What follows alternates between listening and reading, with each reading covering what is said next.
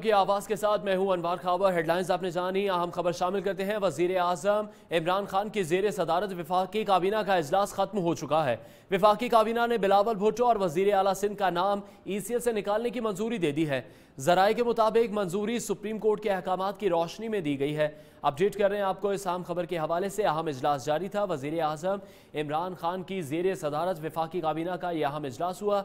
वफाकी काबीना ने बिलावल भुट्टो और वजीर आला सिंध का नाम ECL से निकालने की मंजूरी दे दी है। जराये का बताना है कि मंजूरी सुप्रीम कोर्ट के अहकामात की रोशनी में दी गई है। बहुत दिन गुजर चुके थे, सुप्रीम कोर्ट का हुक्म भी सामने आ चुका था, लेकिन हुकूमत की जानिब से फैसला नहीं लिया जा रहा था। बिल आखिर ये फैसला हो चुका है। अभी ये फैसला हुआ। अब वजीर आजम इमरान खान की जेर सदारत वफाकी काबीना के इस इजलास में वफाकी काबीना ने बिलावल भुट्टो और वजीर आला सिंध का नाम ECL से निकालने की मंजूरी दे दी है। जराये का यह बताना है कि यह मंजूरी सुप्रीम कोर्ट के अहकामात की रोशनी में दी गई है। पहले हुकूमत की जानिब से एग्जिट कंट्रोल लिस्ट में से नाम नहीं निकाले गए थे और अभी इसकी मजीद डिटेल्स देंगे न्यू न्यूज़ के नुमाइंदे शहबाज अहमद से। शहबाज बताएगा, इजलास खत्म हो गया, मुशावरत के हवाले से भी बताया और जो अहम फैसला किया गया अभी।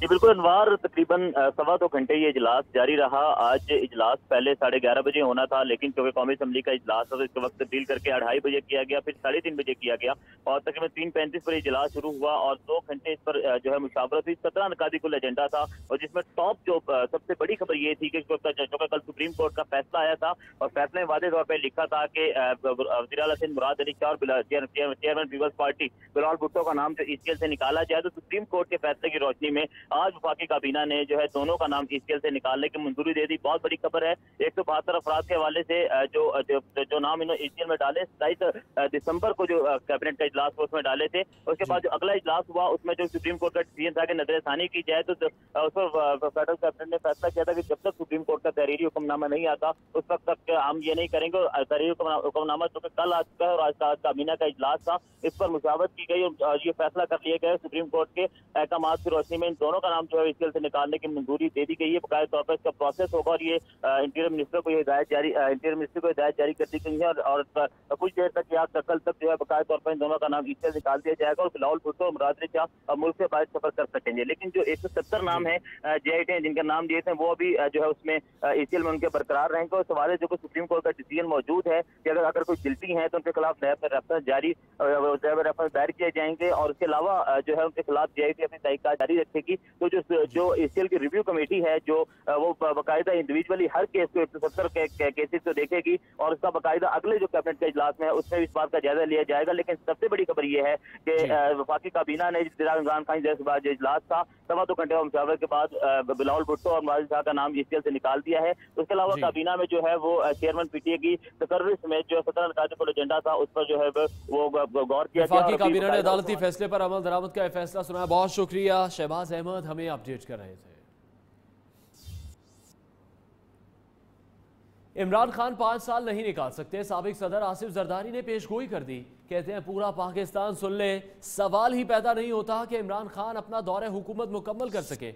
बदीन में जलसे से खिताब में कहा, हमने हुकूमत चलाई, मुल्क भी चलाया, इन सब को हम संभाल लेंगे। इनकी जंग मुझसे सिर्फ 18वीं तरमीम पर है, इन सब का मुकाबला कर लेंगे। हुकूमत पर तनकीद करते हुए साबिक सदर बोले, ये ना आवाम से आए हैं और ना इनका आवाम में दोबारा जाने का इरादा है। इनको इल्म ही नहीं कि डॉलर ऊपर जा रहा है। अब सिलेक्टेड वजीर आजम बन ही गए हो तो कुछ सीख लो। पंजाब समेत किसी सूबे के अवाम इलेक्शन नहीं मानते।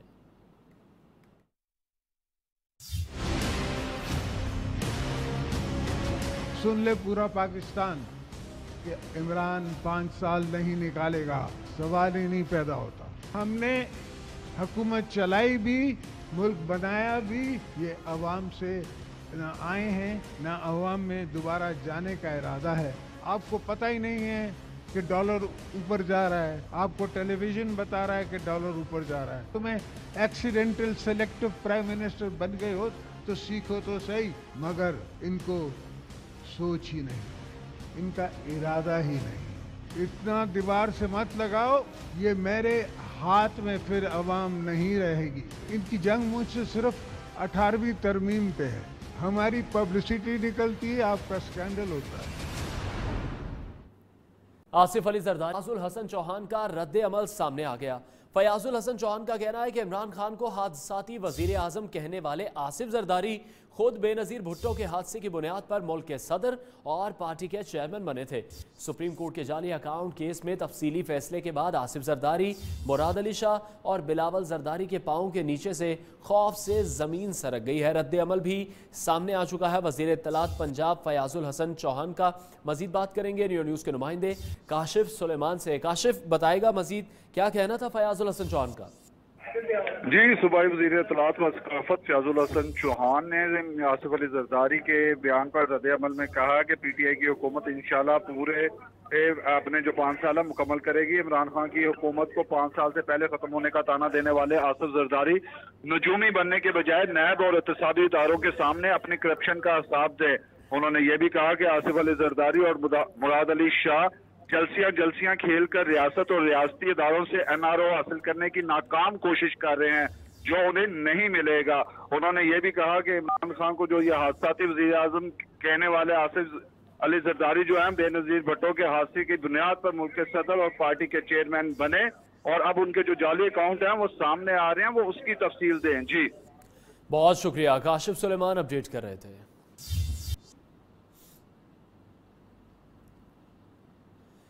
दूसरी जानिब कौमी असम्बली के इजलास में चेयरमैन पीपल्स पार्टी ने वजीर आजम इमरान खान को आड़े हाथों लिया। ईवान में खिताब के दौरान बिलावल भुट्टो ने कहा कि सुप्रीम कोर्ट ने उनका नाम ECL से निकालने का हुक्म दिया है। ये नाम निकालें या ना निकालें कोई फर्क नहीं पड़ता। ECL से नाम निकाल कर एहसान नहीं करेंगे। बिलावल भुट्टो बोले, वजीर आजम ने सुबह ECL से मुतालिक ट्वीट भी किया। अच्छा होता वजीर आजम ईवान में होते तो जवाब देता, लेकिन इनमें सामना करने की हिम्मत नहीं। जमहूरी हुकूमतों को इंसानी हुकूक का तहफ़्फ़ुज़ करना चाहिए।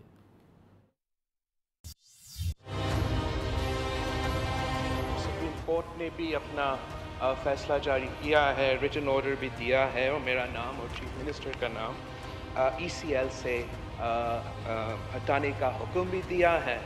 सुबह वज़ीर आज़म साहब ने ट्वीट भी किया पार्लियामेंट्री प्रोसीडिंग्स पे।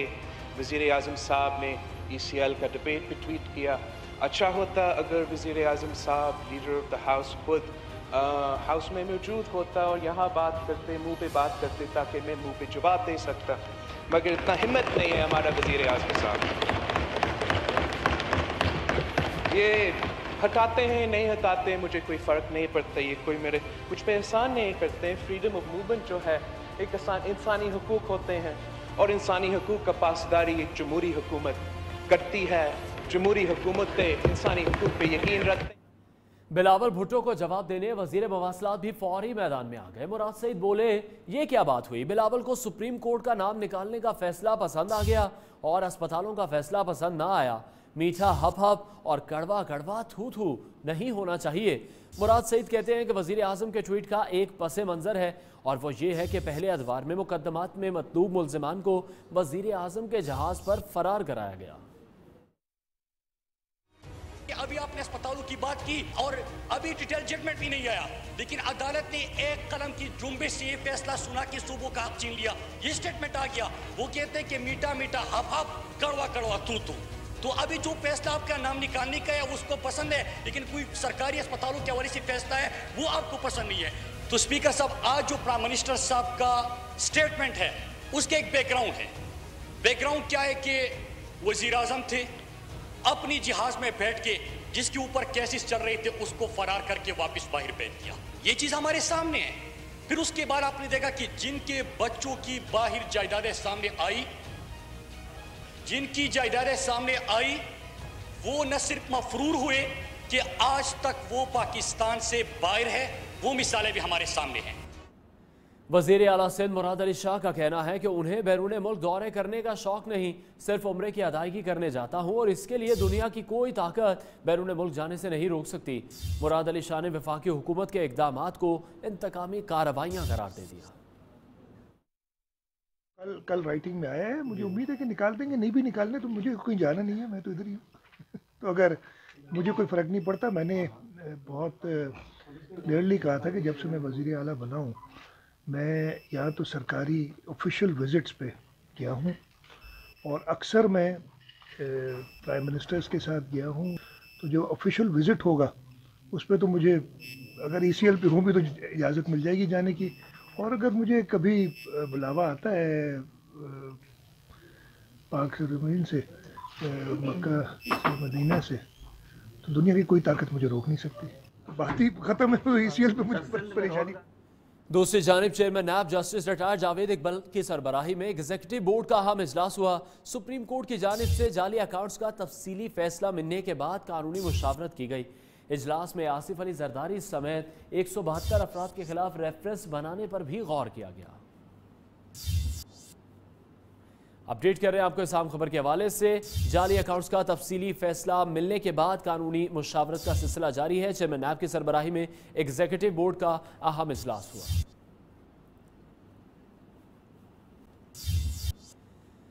मुल्क का सियासी दर्जा हरारत इन दिनों इंतहाई गर्म दिखाई दे रहा है। वजीर आजम ने आज अपनी ट्वीट में ECL वालों को कड़ी तनकीद का निशाना बनाया। लिखा, मालूम नहीं चंद सियासतदान ECL में नाम शामिल होने से खौफजदा क्यों हैं। यूं तो वतन से मोहब्बत के दावे करते हैं। Chairman Peoples Party Bilawal Bhutto ने भी ट्वीट किया, भरपूर जवाब दिया। कहते हैं वो खौफजदा नहीं, उनका ताल्लुक एक कुर्बानियां देने वाली जमात से है। खौफजदा तो वजीर आजम है जो डर के मारे ऐवान में नहीं आते। मुल्क का सियासी दर्जा हरारत इस वक्त इंतहाई गर्म हो चुका है। वजीर आजम की जानिब से आज एक ट्वीट किया गया जिसमें उन्होंने ECL वालों को कड़ी तनकीद का निशाना बनाया। इमरान खान का यह कहना था कि मालूम नहीं चंद सियासतदान ECL में नाम डलने से क्यों डरते हैं, जिस पर बिलावल भुट्टो की जानिब से भी जवाब सामने आया और उनका यह कहना था कि वो किसी भी चीज़ से खौफजदा नहीं है।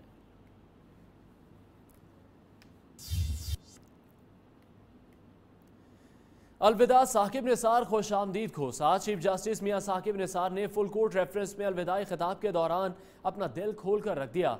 हाजिरीन को ये शेर सुनाया, माना कि ज़मीं को नागुलजार कर सके, कुछ खार कम तो कर गए, गुजरे जिधर से हम। कहते हैं कभी इख्तियारात से तजावुज़ नहीं किया, हमेशा आईनी हुदूद में रहते हुए काम किया। आइन में तयन करदा हक, जिंदगी, तालीम और सेहत के मसाइल हल करने की कोशिश की और जजेस के ज़ाब्ता अखलाक को मद्देनज़र रखते हुए काम किया। सुबकदोश चीफ जस्टिस ने अदलिया में करप्शन को इंसाफ का कत्ल करार दिया।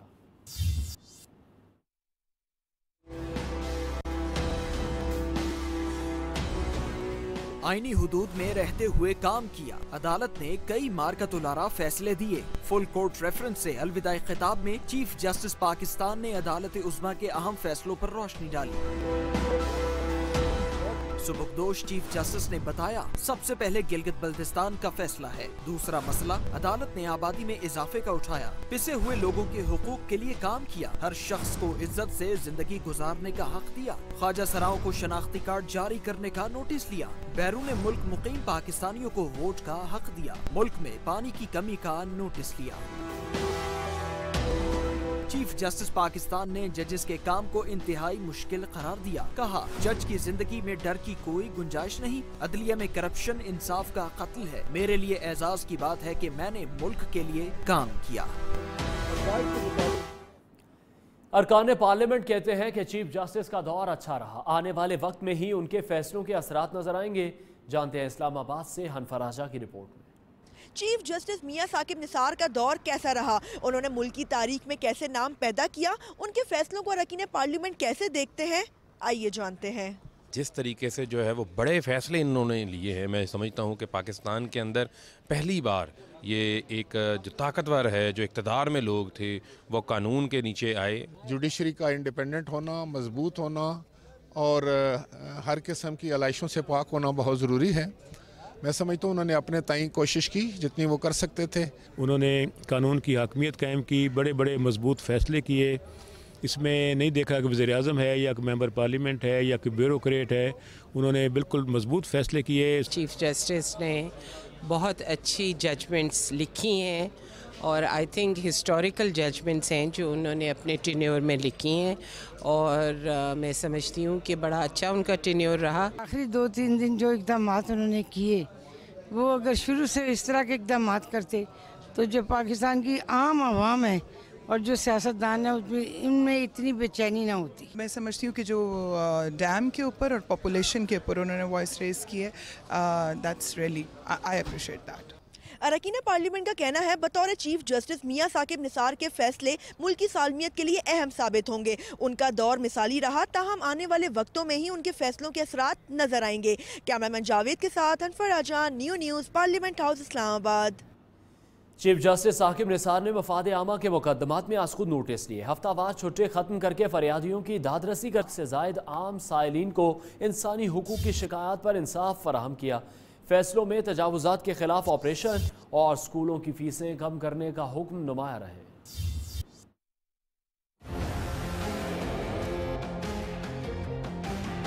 चीफ जस्टिस साकिब निसार का दौर हर लिहाज से तारीखी रहा।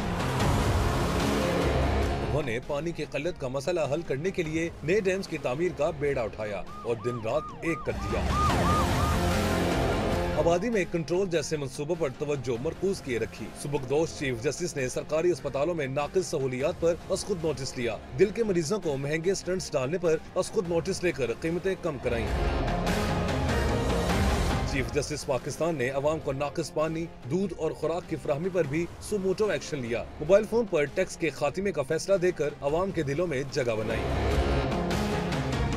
चीफ जस्टिस ने सरकारी मुलाजमीन की दोहरी शहरियत, पंजाब की 56 कंपनीज में इस्तेहकाक से ज़ायद तनख्वाहें लेने वाले सरकारी अफसरान के खिलाफ असकुन नोटिस देकर सरकारी खजाने को तहफ़्फ़ुज़ फराहम किया। Pakistan medical and dental council को तहलील करते हुए नई कानून साजी का हुक्म दिया।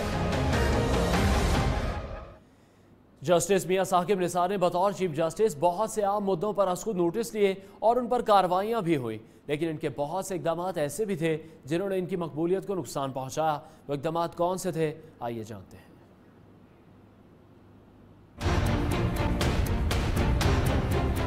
जस्टिस मियां साकिब निसार ओहदे से सबकदोश हो गए। अपनी तकर्री के दौरान कई गैर मकबूल फैसले भी उनकी यादों का हिस्सा होंगे। साफ पानी, अस्पतालों में सहूलियात का फुकदान, तजावुजात समेत अहम शख्सियात से सिक्योरिटी वापस लेने और आबादी को कंट्रोल करना, ये मामलात हुकूमत के देखने वाले थे, लेकिन चीफ जस्टिस साकिब निसार ने इन इश्यूज पर अज़खुद नोटिस लिए। मसीही खातून आसिया बीबी की बरियत से मुतालिक फैसला भी काफी गैर मकबूल शुमार किया गया, जिसके खिलाफ शदीद एहतजाज भी हुआ। बतौर chairman supreme judicial council justice Shaukat Aziz Siddiqui की बरतरफी भी एक ऐसा ही फैसला था। अदालतों में ज़िर-इल्तवा मुकदमात में कमी के बजाय इजाफा हुआ। इल्तवा मुकदमात की तादाद 32,000 से बढ़कर 40,000 हो गए। उनका इतराफ भी सामने आया कि लोगों को वैसा इंसाफ नहीं मिला जैसे माजी में मिलता था। उनके इस तर्ज अमल पर वकीला के अलावा उनके साथ जज साहिबान भी नाखुश रहे। फुल कोर्ट रेफरेंस में खिताब करते हुए नामजद चीफ जस्टिस आसिफ सईद खोसा ने अपना आइंदा का लाया अमल बता दिया। कहते हैं असखुद नोटिस का इख्तियार बहुत कम इस्तेमाल किया जाएगा। कहा जाता है फौजी अदालतों में जल्द फैसले होते हैं, कोशिश होगी सिविल अदालतों में जल्द मुकदमात पर फैसले हो। नामजद चीफ जस्टिस आसिफ सईद खोसा ने कहा वो चीफ जस्टिस साकिब निसार की तरह डैम की तामीर और मुल्क का कर्जा उतारना चाहते हैं। जाली मुकदमात की ताखीर के खिलाफ डैम बनाऊंगा, अरसा दराज से ज़ेर इल्तवा मुकदमात का कर्ज उतारूंगा।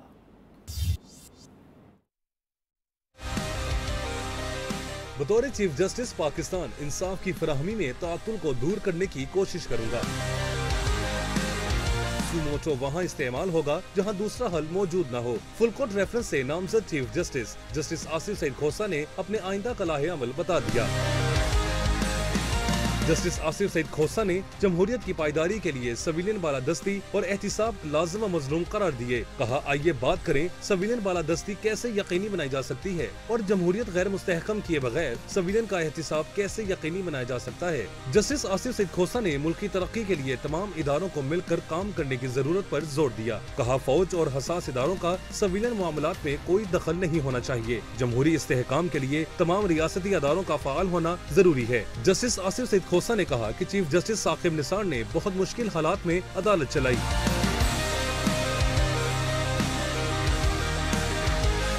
मैं भी उनकी तरह डैम तामीर और मुल्क का कर्जा उतारना चाहता हूँ। मेरी रगों में बलोच खून दौड़ रहा है, आखिरी दम तक लड़ूंगा। आगे बढ़ते हैं। साबिक वजीर आजम की जेल में अपनी वालिदा मरियम, हमजा दामाद सफदर समेत मुस्लिम लीगी रहनुमाओं से मुलाकातें हुई। यूसुफ रजा गिलानी के बेटों ने अपने वालिद का खुसूसी पैगाम पहुंचाया। नवाज शरीफ को मेडिकल बोर्ड ने 3 टेस्ट तजवीज़ कर दिए। इनके दोनों बाजुओं में तकलीफ हुई। नियो न्यूज़ ने मेडिकल बोर्ड की रिपोर्ट हासिल कर ली। नवाज शरीफ नायब की दरख्वास्त की मनसूखी के बाद जेल में मुतमईन दिखाई देने लगे।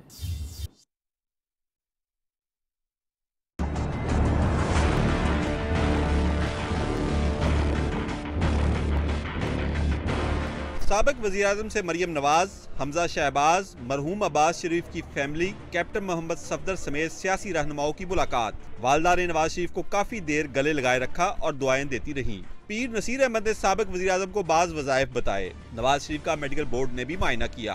3 टेस्ट तजवीज़ कर दिए। नियो न्यूज़ ने रिपोर्ट हासिल कर ली। इवन फील्ड केस में नैब की दरखास्त मंसूख के बाद नवाज शरीफ जेल में काफी मुतमईन दिखाई दिए। सबसे पहले वज़ीर-ए-आज़म आज़ाद कश्मीर राजा फारूक हैदर, इंजीनियर अमीर मुकाम, इकबाल जफर झगड़ा, मोहम्मद जुबैर और तहमीना दौलताना ने मुलाकात की। साबिक वज़ीर-ए-आज़म सैयद यूसुफ रज़ा गिलानी के साहिबजादे अब्दुल कादिर गिलानी ने नवाज शरीफ को वालिद का खुसूसी पैगाम दिया। ख्वाजा हसन अहमद और गजाली भट्ट ने नवाज शरीफ को पसंदीदा सूट और बादाम वाली खताइयाँ पेश की। नवाज शरीफ अपने रवायती off white suit, blue muffler के साथ पहली बार सुर्ख रंग की लॉन्ग जैकेट में मलबूस नजर आए। कैमरा टीम और साथी रिपोर्टर जुबैर साजिद इब्राहिम लकी के साथ अय्याज शुजा, नियो न्यूज़, लाहौर। दूसरी जानिब शहबाज शरीफ कहते हैं ऑपोजिशन का इत्तेहाद कायम रहेगा और अवामी मसाइल के हल में अपना किरदार भी अदा करते रहेंगे। साद रफीक कौमी असम्बली में इजहार ख्याल करते हुए बोले, ऑपोजिशन के इत्तेहाद को हुकूमत के लिए खतरा ना समझा जाए। हुकूमती मैंडेट को नहीं मानते लेकिन हुकूमत को गिराने का भी नहीं सोचा।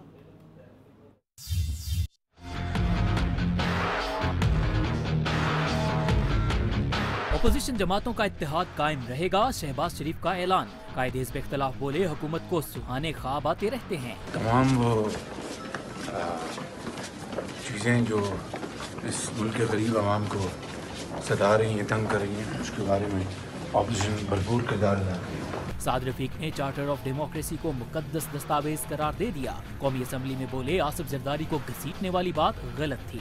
हुकूमती मैंडेट को नहीं मानते लेकिन हुकूमत गिराने का नहीं सोचा। मेरी इस्तदा ये है कि अपोजिशन के इत्तेहाद को आप अपने लिए खतरा ना समझें। ईवान की इस तरफ जो जमातें बैठी हैं उन्होंने बरसों के तजर्बात से गलतियां भी बहुत की हैं, सीखा भी बहुत है, लर्न बहुत किया है। साद रफीक कहते हैं हुकूमत अपने वादों का सिर्फ 5% ही पूरा करके दिखा दे। वज़ीर दिफा परवेज खट्टर कहते हैं ऐवान में इन दिनों जो कुछ हो रहा है ऐसा नहीं होना चाहिए। अरकान को चाहिए कि वो अपना रवैया मस्बत रखें ताकि ऐवान बेहतर अंदाज में चले। वज़ीर मुमलिकत बराए पार्लिमानी उमूर अली मोहम्मद खान बोले, जिन लोगों ने मुल्क को लूटा उन्हें कड़े एहतसाब का सामना करना होगा। ऐवान में हुकूमत और अपोजिशन बेंचों में जंग का माहौल। तहरीक इंसाफ के रुकन परवेज खट्टर अफाम और तफहीम की कोशिशों में लगे रहे। तैयार है वो अच्छी सजेशन को उस पर अमल करने के लिए। तो मेरी रिक्वेस्ट है कि ये जो लड़ाई झगड़े, इसमें नुकसान किसका हो रहा है? सबका हो रहा है। तो मैं उम्मीद करता हूँ यहाँ बड़े तजुर्बाकार हैं, हम बेशक ये नए लोग हैं और हो सकता है कुछ चीज़ें हमें समझ में ना हो, हम आपसे सीखना भी चाहते हैं, लेकिन तजावीज़ दें।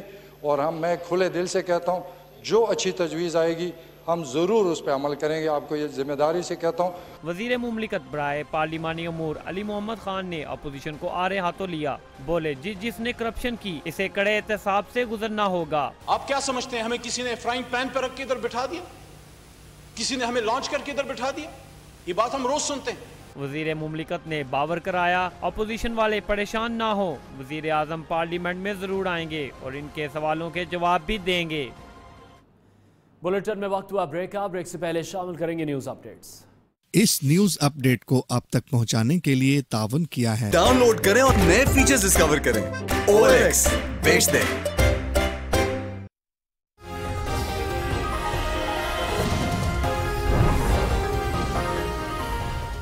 वफाकी काबीना ने बिलावल भुट्टो और वजीर आला सिंध का नाम ECL से निकालने की मंजूरी दे दी।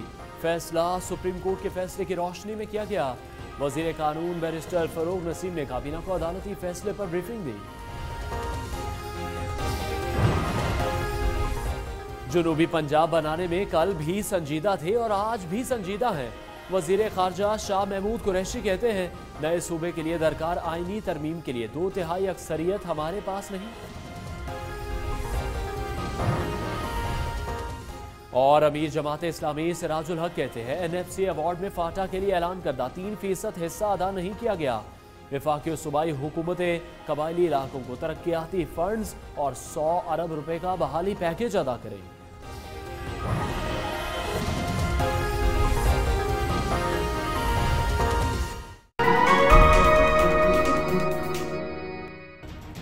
Welcome back. अफगान सदर अशरफ गनी का वजीर आजम इमरान खान को टेलीफोन। दौरा अफगानिस्तान की दावत। अमरीकी नुमाइंदा खुसूसी ज़ल्मे खलीलजाद भी पाकिस्तान पहुंच गए। दफ्तर खारजा का दौरा। सेक्रेटरी खारजा तहमीना जंजुआ से वफूद की सतह पर मुज़ाकरात हुए। अफगान मफाहमती अमल पर होने वाली पेश रफ्त पर तबादला ख्याल किया गया।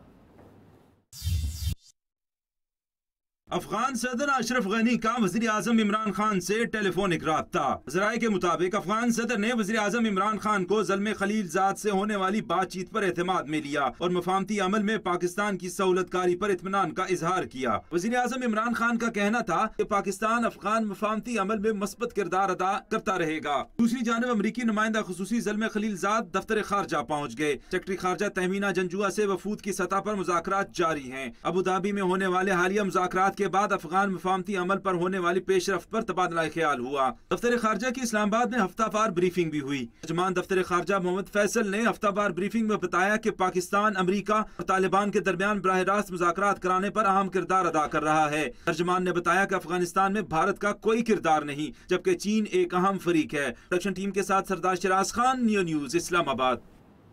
सुप्रीम कोर्ट ने गिलगित बल्तिस्तान के लोगों के हुकूक से मुतालिक दरख्वास्तों पर फैसला सुना दिया। अदालत ने मुजव्वज़ा तरमीमशुदा ऑर्डर वफाकी काबीना की मंजूरी के बाद फौरी तौर पर सदर मुमलिकत को भिजवाने की हिदायत कर दी। उधर तर्जुमान हुकूमत गिलगित बल्तिस्तान फैजुल्लाह फराक ने इस फैसले पर सख्त मायूसी का इजहार किया।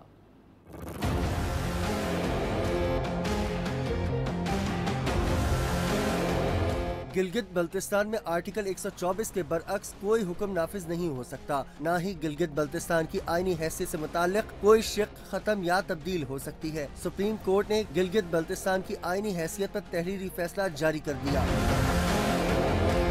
फैसले में कहा गया, वफाकी हुकूमत के ऑर्डर में पार्लियामेंट के जरिए कोई तरमीम या तब्दीली होती है तो अदालत उज़्मा परख सकती है। मुजव्वज़ा ऑर्डर में अदालत उज़्मा का दायरा समाअत महदूद नहीं किया जा सकता। तरमीम शुदा ऑर्डर वफाकी काबीना की मंजूरी के बाद फौरी तौर पर सदर मुमलिकत को भिजवाया जाए।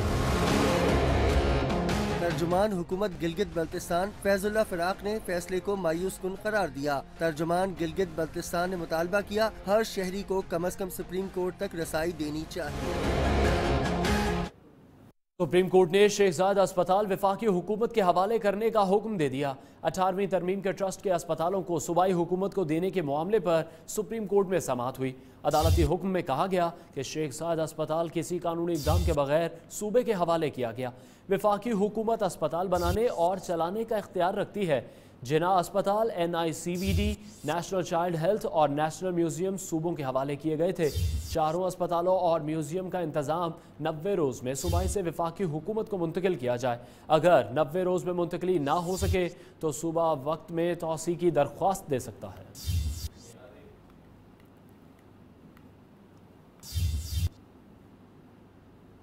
आगे बढ़ते अभी आपको बताएं कि अमल उमर कत्ल केस में तहकीकाती कमेटी ने अपनी रिपोर्ट सुप्रीम कोर्ट में पेश कर दी। Police, national medical centre, ambulance service और सिंध हेल्थ केयर सेंटर को कसूरवार करार दे दिया गया। अदालत ने फरीकैन से 10 रोज में जवाब तलब कर लिया है।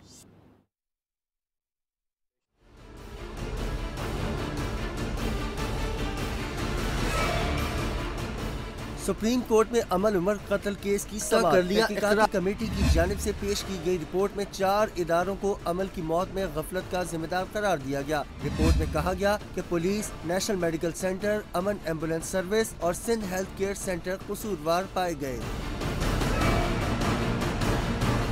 रिपोर्ट के मुताबिक बगैर तरबियत के पुलिस की जानिब से भारी असलहे का इस्तेमाल किया गया, जबकि सिंध पुलिस ने तरबियत के फुकदान को भी तस्लीम कर लिया। रिपोर्ट में कहा गया कि अमन फाउंडेशन ने भी इस सानहे में अपनी गलती को तस्लीम किया।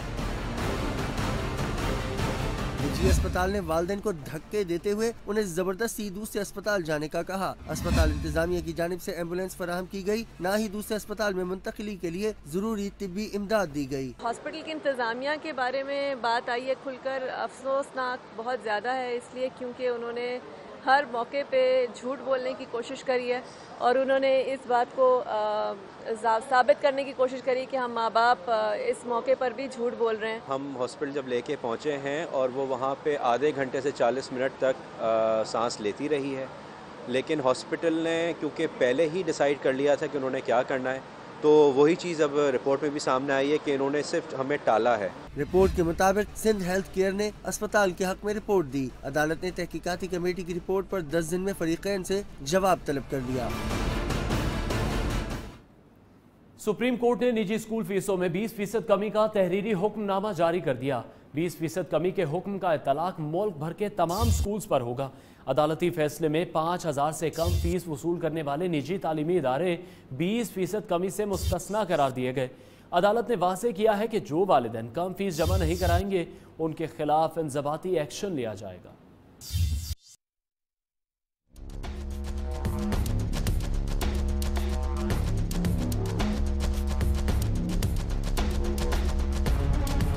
सुप्रीम कोर्ट का निजी स्कूल्स को फीसों में 20% कमी का हुक्म। अदालती फैसले में कहा गया कि फीस में कमी का इतलाक मुल्क भर के प्राइवेट स्कूल्स पर होगा।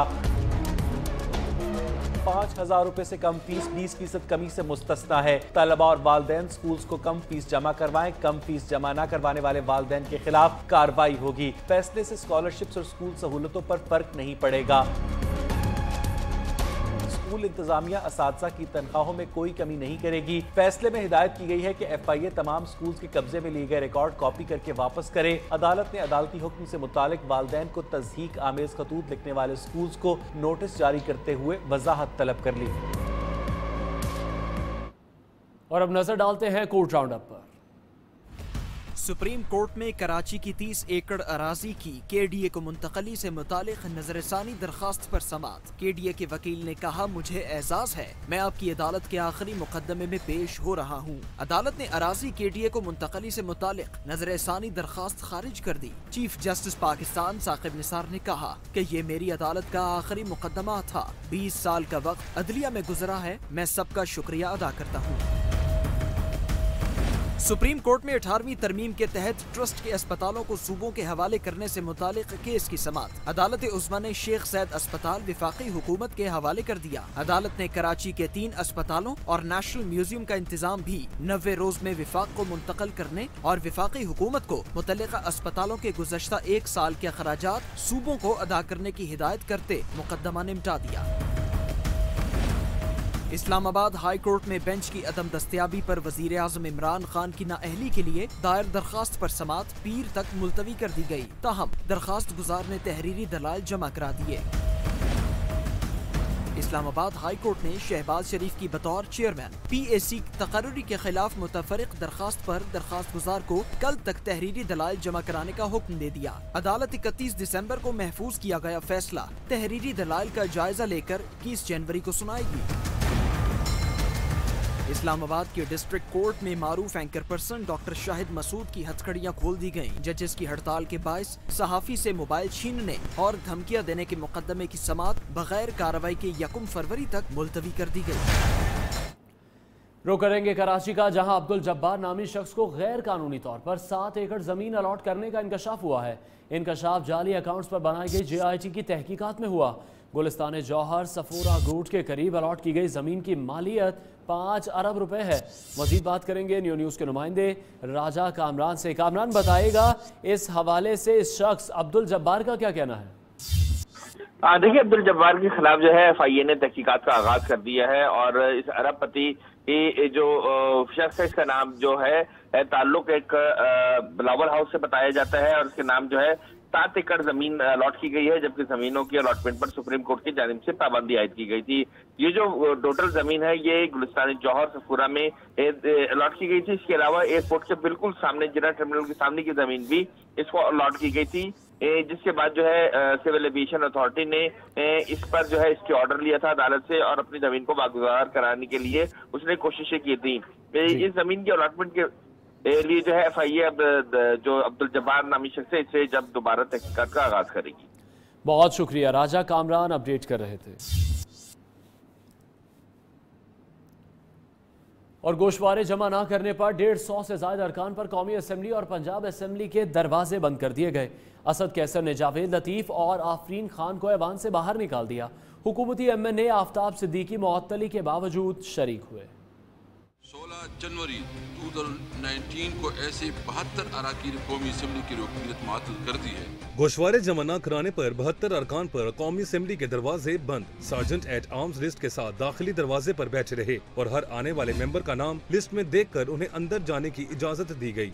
जिन्होंने 15 जनवरी 2019 तक अपने गोशवारे असाजात वाजिबात इलेक्शन कमीशन के पास जमा नहीं करवाए, ऐसे अरकान अपने कारहाय मनसबी अंजाम नहीं दे सकेंगे। स्पीकर कौमी असम्बली ने गोशवारे जमा न करवाने वाले मुस्लिम लीग नून के 2 अरकान MNA जावेद लतीफ़ और आफरीन खान को ऐवान से बाहर निकाल दिया। हुकूमती MNA आफ्ताब सिद्दीकी मुअत्तल होने के बावजूद कौमी असम्बली इजलास में न सिर्फ शरीक रहे बल्कि वक्फे सवालात में जवाब भी देते रहे। इलेक्शन कमीशन में गोशवारे जमा न कराने पर पंजाब असेंबली सेक्रेटेरिएट ने 100 से ज्यादा अरकान को ऐवान में दाखिले से रोकने का नोटिफिकेशन जारी कर दिया। मुअत्तल अरकान की फहरिस्त ऐवान के दाखिली दरवाजों पर सिक्योरिटी के हवाले कर दी गई। डिप्टी स्पीकर सरदार दोस्त मोहम्मद मिजारी और वजीर आला के 6 मुआविन खुसूसी और मुशीर भी ऐवान में दाखिल नहीं हो सकेंगे। जिन अरकान की रुकनियत मुअत्तल की गई उनमें तहरीक इंसाफ के 59, मुस्लिम लीग नून के 45, मुस्लिम लीग काफ के 5, एक राह हक पार्टी और 2 आजाद अरकान शामिल हैं। और ज़र मुबादला के ज़खायर मजीद गिरने लगे। स्टेट बैंक के ज़र मुबादला ज़खायर में 14 करोड़ 80 लाख डॉलर की कमी आ गई। स्टेट बैंक के एलामिया के मुताबिक गैर मुल्की ज़र मुबादला ज़खायर 13 अरब 48 करोड़ डॉलर हो गए। स्टेट बैंक के गैर मुल्की ज़र मुबादला ज़खायर 6 अरब 90 करोड़ डॉलर पर आ गए। कमर्शियल बैंकों के ज़र मुबादला ज़खायर में 4 करोड़ डॉलर का इजाफा हुआ। खबरों का सिलसिला जारी है। वक्त हुआ ब्रेक का, हमारे साथ रहिए। मेरा अगला सवाल, दुनिया वजीर आला पंजाब उस्मान बुज़दार का निश्तर अस्पताल मुल्तान का दौरा। अस्पताल में सफाई के इंतजामात को बेहतर बनाने की हिदायत की और कहा कि मुफ्त अद्वियात की अदम दस्तयाबी के हवाले से कोई शिकायत सामने नहीं आनी चाहिए। वजीर आला मुख्तलिफ वार्ड्स में गए और मरीजों को फराम की जाने वाली तिब्बी सहूलतों का जायजा लिया। वजीर आला ने डायलिसिस, ICU और दीगर वार्ड्स में मरीजों की अयादत की। वजीर आला ने अस्पताल में ज़ेर इलाज अपने टीचर नज़र तोंसवी की भी अयादत की और उन्हें फूल पेश किए। वजीर आला पंजाब ने हिदायत की कि मरीजों को मुफ्त अद्वियात की फराहमी हर सूरत यकीनी बनाई जाए। जल्द मुल्तान के अवाम को निश्तर 2 का तोहफा देंगे।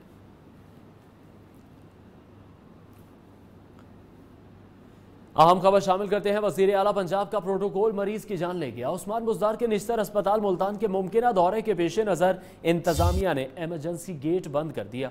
मरीजों को अंदर जाने से रोक दिया गया, जिससे एक मुअम्मर शख्स की हलाकत हुई है। लवाहिकीन कहते हैं कि अस्पताल इंतजामिया और डॉक्टर्स की मुबैना गफलत की वजह से मरीज को दाखिल नहीं किया गया, जिसके बायस मरीज दम तोड़ गया है। अफसोसनाक वाक़या पेश आया। वजीर आला पंजाब का प्रोटोकॉल मरीज की जान ले गया। उस्मान बुज़दार के निश्तर अस्पताल मुल्तान के मुमकिना दौरे के पेश नज़र इंतजामिया ने एमरजेंसी गेट बंद कर दिया। मरीजों को अंदर जाने से रोक दिया गया, जिससे एक मुअम्मर शख्स की हलाकत हुई। मजीद बात करेंगे न्यू न्यूज़ के नुमाइंदे आसिफ बलोच से। आसिफ बताएगा क्या वाक़या पेश आया ये? जी बिल्कुल, आज जो है एक रोजा दौरे पर वजीर आला पंजाब उस्मान बुज़दार मुल्तान में आए थे। MPA जो थे जो मजहर अब्बास राव, उनकी जो वफात हो गई थी, उसके आज नमाज जनाजा पढ़ने आए थे। तो वो निश्तर अस्पताल का भी उन्होंने दौरा किया, जिसके बायस जो इंतजामिया थी उन्होंने एमरजेंसी का जो दरवाजा था वो बंद कर लिया कि सिक्योरिटी इंतजामात की वजह से। जबकि यहाँ पर एक मुअम्मर शख्स था जो कि यहाँ पर काफी देर तक बाहर ग्राउंड में ही लेटा रहा। जो अहले खाना इल्जाम लगा रहे हैं कि जो अस्पताल की इंतजामिया उन्होंने किसी किस्म का भी जो है उनके साथ ताउन नहीं किया। और उन्होंने कहा भी कि ये जो मरीज है ये डायलिसिस की आखिरी स्टेज पर है और उसको एडमिट करना जरूरी है। लेकिन जो अस्पताल इंतजामिया उन्होंने उसकी बात ना सुनते हुए जो लवाहिकीन का ये कहना है कि अस्पताल इंतजामिया की मुबैना गफलत की वजह से दाखिल नहीं किया गया। बहुत शुक्रिया, आसिफ बलोच अपडेट कर रहे थे। मरीजों को अंदर जाने से रोक दिया गया, जिससे मुअम्मर शख्स की हलाकत का ये वाकया पेश आया। अस्पताल इंतजामिया की मुबैना गफलत थी, जिसकी वजह से इस मुअम्मर शख्स को दाखिल नहीं किया गया। लवाहिकीन की जानिब से ये इल्ज़ाम आयद किया जा रहा है।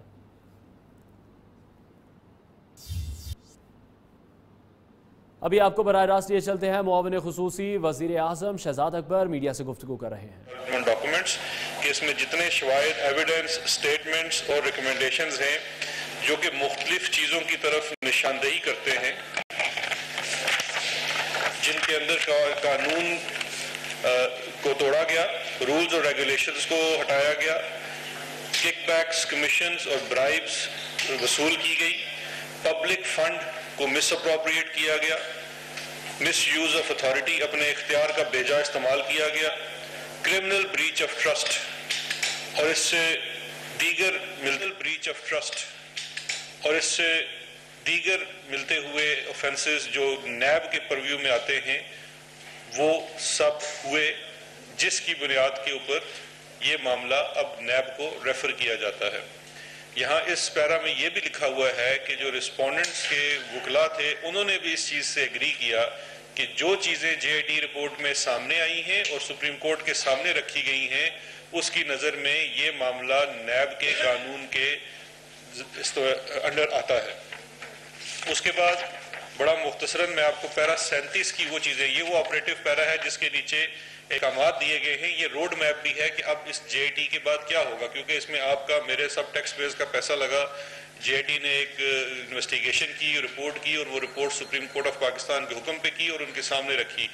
ये तासुर दिया जा रहा है जैसे ही कि JIT की रिपोर्ट तो एक महज रिपोर्ट है जिसका कोई मकसद नहीं है और ये बस एक रद्दी के टोकरे में जा सकती है। तो उसके ऊपर जो चीज़ें हैं बड़ी ज़रूरी हैं, 5 चीज़ें मैं अर्ज़ कर देता हूँ। सबसे पहला है 37 का 1, complete report of the JIT along with all material and evidence collected by the JIT shall be transmitted to NAB immediately। फौरी तौर पे पूरी JIT रिपोर्ट, इसमें तमाम हासिल करदे शवाहिद, कागजात को फौरी तौर पे NAB को भेज दिया जाए। All members of JIT shall be associated with NAB for purpose of assisting in any further probe, inquiry or investigation। JIT के तमाम मेंबरान जिन्होंने इस रिपोर्ट इन्वेस्टिगेशन में हिस्सा लिया अब वो तमाम NAB के साथ मुंसलिक होंगे और उनको असिस्ट करेंगे ताकि इस पे फर्दर प्रोब, इंक्वायरी या इन्वेस्टिगेशन हो सके और इसमें जो भी आगे फर्दर एक्शन कानून के मुताबिक होगा वो इसका पार्ट एंड पार्सल रहेंगे। ये आप चीज़ देखेंगे ये मुख्तलिफ है जो JIT का पानामा का फैसला आया था, वहाँ JIT ख़त्म हो गई थी क्योंकि यहाँ पे ऑफेंस की नेचर बहुत बड़ी है, बहुत ज़्यादा फैला हुआ है, इसलिए JIT को बरकरार रखा गया। अगला है कि all cases which have not been concluded in the opinion of the JIT require further probe shall remain within the jurisdiction of the JIT। ये भी समझने की बड़ी ज़रूरत है कि JIT ने 2 काम करने हैं। एक, JIT इस वक्त असिस्ट करेगी NAB की इन्वेस्टिगेशन और प्रोब को जो कि रेफरेंसेस फाइल करने के लिए की जाएगी फर्दर, और दूसरा JIT तश्कील रहेगी और अपना काम जारी रखेगी। अभी तक हम क्योंकि यहाँ पे ऑफेंस की नेचर बहुत बड़ी है, बहुत ज्यादा फैला हुआ है, इसलिए JIT को बरकरार रखा गया। अगला है कि all cases which have not been concluded in the opinion of the JIT require further probe shall remain within the jurisdiction of the JIT। ये भी समझने की बड़ी जरूरत है कि JIT ने 2 काम करने हैं। एक, JIT इस वक्त असिस्ट करेगी NAB की इन्वेस्टिगेशन और प्रोब को जो कि रेफरेंसेस फाइल करने के लिए की जाएगी फर्दर, और दूसरा JIT तश्कील रहेगी को जो कि रेफरेंसेस फाइल करने के लिए की जाएगी फर्दर, और दूसरा JIT तश्कील रहेगी और अपना काम जारी रखेगी उन चीज़ों के बारे में जिनका उन्होंने अपनी रिपोर्ट में जिक्र किया है कि अभी तक हम उन फर्दर ऑफेंसेस, देखिए 16 ऑफेंसेस तो 16 रेफरेंसेस तो वो पॉइंट आउट कर चुके हैं कि इसमें हमारी तफ्तीश तहकीक मुकम्मल है। इसके अलावा भी उन्होंने निशानदेही की है, फॉरेन एसेट्स की निशानदेही की है, अंदरूने सिंध कब्जा बत्ता माफिया उसकी निशानदेही की है। उन तमाम चीज़ों के ऊपर JIT को हुक्म है कि वो जारी रहेगी और उसके ऊपर अपनी तफ्तीश मुकम्मल करेगी, और जैसे जैसे जिन मामलात की तफ्तीश मुकम्मल होगी, एविडेंस गैदर हो जाएगा, वो मामला डायरेक्टली NAB को रेफर किया जाएगा और NAB फिर उस पर एज पर national accountability ordinance 99 references file करेगी और सुप्रीम कोर्ट के मजीद हुक्म का इंतजार नहीं करेगी। एक और पॉइंट जिसकी बहुत ज़्यादा मैं समझता हूँ ज़रूरत भी थी, और शायद जो बातें की गई रिपोर्ट जजमेंट जब उस दिन कोर्ट में प्रोसीडिंग्स हुई उसमें उन्होंने ये जो कहा जाता है कि जी JIT तो महज ये देखना रद्दी की टोकरी में फेंक दिया गया, उसके ऊपर ये पैरा 4 है 37 का, वो कहते हैं वी इंडोर्स द एक्ट। ये कहते थे कि जी JIT ने अपने हद से तजावुज़ की, फेक अकाउंट से बढ़ गए। उसमें कोर्ट का ये कहना है, we endorse the acts of the JIT in probing these matters and it will be deemed that original mandate of the JIT as granted in the original order of this court included within its scope and parameters a direction to probe such other activities, acts and transactions which are hereby fully ratified. मुख्तसरन उर्दू में इसका मतलब ये है कि हम JIT ने जितना इन्वेस्टिगेशन की, जितनी तहकीक की, जो शवाहिद इकट्ठे किए, चाहे वो उनके सुप्रीम कोर्ट के स्पेसिफिक ऑर्डर से बढ़ के थी, लेकिन वो एक जुर्म के पीछे जा रहे थे और उसकी कड़ियाँ जहाँ जहाँ मिल रही थी वो उसको फॉलो कर रहे थे। इसलिए उनके तमाम हासिल करदा शवाहिद को शामिल किया जाता है इस सुप्रीम कोर्ट के ऑर्डर के अंदर और उनको ऐसे ही तस्वर किया जाएगा जैसे वो सुप्रीम कोर्ट के हुक्म के ऊपर किए गए थे। अच्छा, उसके बाद पैरा 5 में कहा जाता है कि जितने भी केसेस काबिल ताज़ीर केसेस, कॉग्निजेबल ऑफेंसेस इसमें मेड आउट हुए हैं JIT रिपोर्ट के मुताबिक, क्योंकि ये भी शायद कंफ्यूजन आ रही है कि कितने रेफरेंसेस फाइल किए जाएंगे, तो उसका बड़ा वाज़ेह जवाब दे दिया गया है कि पैराग्राफ 300 जो कि सफ़ा 124 JIT की सिंथेसिस रिपोर्ट के अंदर है, उसके अंदर जो निशानदेही की गई है वो 16 रेफरेंसेस की है।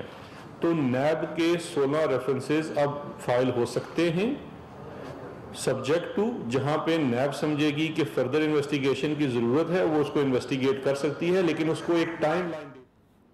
वज़ीर आज़म के मुआविन ख़ुसूसी शहजाद अकबर की न्यूज़ कॉन्फ्रेंस आपने मुलाहिज़ा की। न्यूज़ बुलेटिन से अब तक के लिए इतना ही। हर नई बात जानने के लिए देखते रहिए न्यूज़।